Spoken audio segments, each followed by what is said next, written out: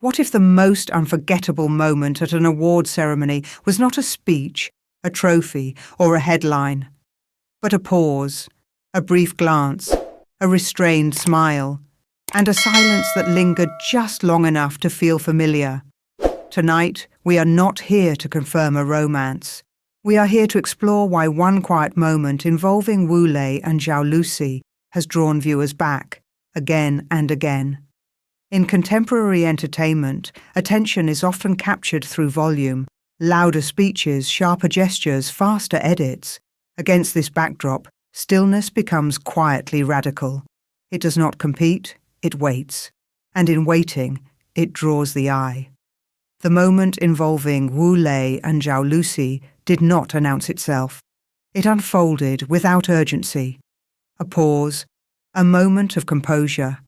Nothing that demanded interpretation, yet everything invited it. Stillness creates space. It allows viewers to project not assumptions, but attention. In that space, the audience is no longer being guided, they are being trusted. For many, especially those with decades of lived experience, this kind of moment feels recognizable. Life's most meaningful exchanges rarely arrive with soundtracks or declarations. They occur quietly, often unnoticed, except by those who are present. What made this stillness compelling was not mystery, but authenticity. It resisted explanation. And in doing so, it reminded viewers that not all significance needs emphasis. Sometimes, the absence of movement is itself the message. Recognition is not the same as surprise. It is subtler, deeper, and far more enduring. When audiences watched this moment, many did not feel astonished. They felt seen. There is a particular resonance that occurs when a public moment mirrors a private memory, a restrained expression, a brief acknowledgement without display. These are emotional languages learned over time, often through experience rather than instruction. They speak most clearly to those who have lived long enough to understand that feelings are not always meant to be shown. For mature viewers, recognition brings a quiet warmth. It says, "You have felt this before." Perhaps in a workplace setting, perhaps across a room years ago, perhaps in a moment that never became a story but remained a memory. This is why the moment did not need explanation. Explanation would have diminished it. Recognition requires no commentary. It is immediate and personal. In recognizing something familiar, viewers are not speculating about others. They are reconnecting with themselves. That is why the emotional response feels gentle rather than intense. It is not curiosity pushing forward. It is memory looking back. Rewatching is often mistaken for searching, looking again for something missed. In this case, it is closer to revisiting. The impulse is not driven by uncertainty, but by reassurance. Each viewing offers a slightly different emotional emphasis. The timing feels softer, the expression feels calmer, the silence feels fuller. Much like rereading a favourite passage or listening again to a familiar piece of music, the comfort lies in knowing what will happen and choosing to experience it again. For viewers accustomed to a world of constant stimulation, this repetition offers rest. There is no escalation, no demand for reaction. The moment remains what it was the first time, contained, unforced, complete. Rewatching becomes a form of reflection. It allows the viewer to slow down and notice how their own feelings change. What felt tender one day may feel nostalgic the next. The moment adapts to the audience, not the other way around. That adaptability is rare. It transforms a brief clip into an emotional pause, one that viewers return to not for answers, but for calm. What elevates this moment beyond ordinary interest is restraint. In public life, restraint is a discipline. It reflects awareness, respect, and intention. There were no exaggerated reactions, no gestures designed for attention. Both individuals remained composed within a highly visible environment.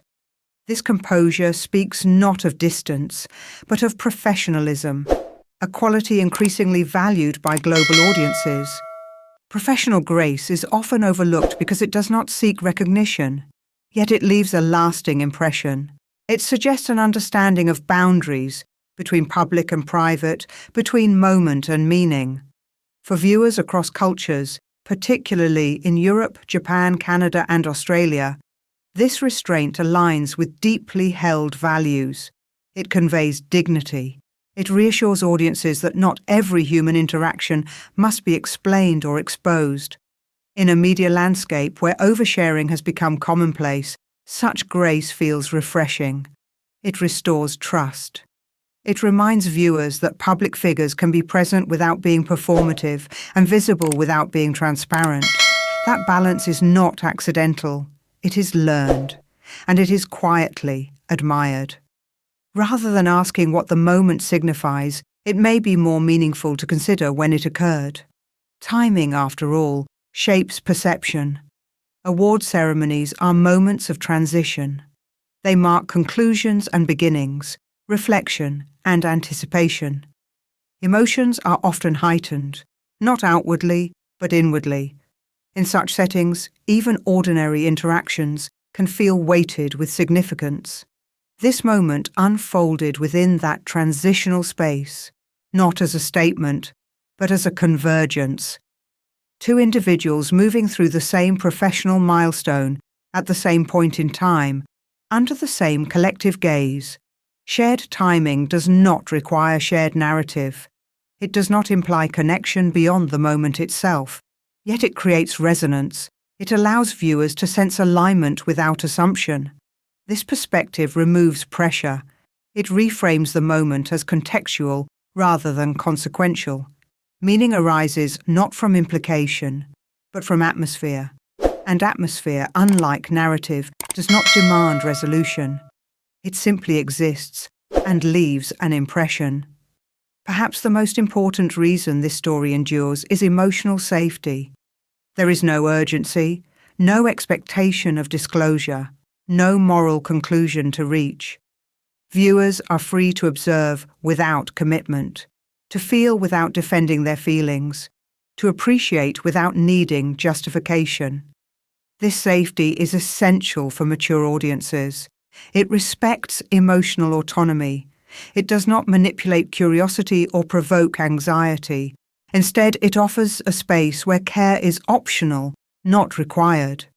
Caring in this context is gentle. It does not seek possession or certainty. It exists comfortably alongside ambiguity. That is why the story feels sustainable. It does not burn brightly and fade.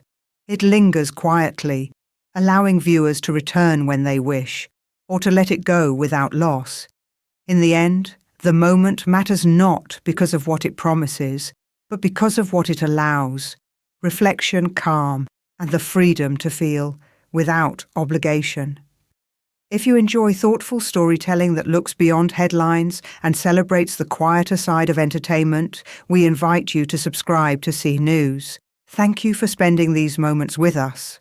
Your time, your reflections, and your presence truly matter.